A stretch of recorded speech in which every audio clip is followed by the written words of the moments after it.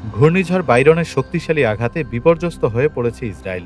তীব্র বৃষ্টি, প্রবল ঝড়ো হাওয়া এবং সম্ভাব্য বন্যার ঝুঁকিতে দেশ জুড়ে জারি হয়েছে সতর্কতা। পরিস্থিতি নিয়ন্ত্রণে রাখতে ইসরায়েলি প্রতিরক্ষা বাহিনী আইডিএফ বুধবার রাত থেকেই কঠোর নিরাপত্তা নির্দেশনা জারি করেছে।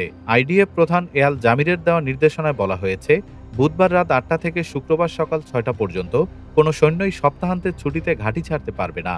দেশের দক্ষিণাঞ্চল ও উপকূলীয় এলাকায় বন্যার আশঙ্কা চরমে থাকায় সৈন্যদের নিরাপদে ঘাঁটিতে থাকতে বলা হয়েছে।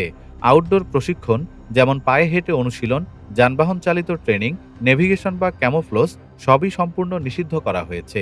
জরুরি অপারেশন ছাড়া রাতে বাইরে অবস্থান করাও মানা। লজিস্টিক চলাচলে কর্নেল পর্যায়ের অনুমোদন বাধ্যতামূলক করা হয়েছে।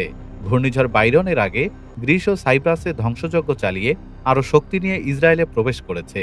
আবহাওয়া বিভাগ জানিয়েছে, উপকূলীয় অঞ্চল, কেন্দ্রীয় জেলা ও দক্ষিণাঞ্চলে ১০০ থেকে ১৫০ মিমি পর্যন্ত বৃষ্টিপাত হতে পারে।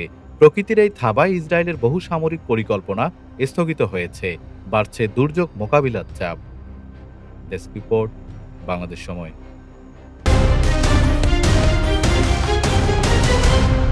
বাংলাদেশ সময়, সবার আগে দেশ।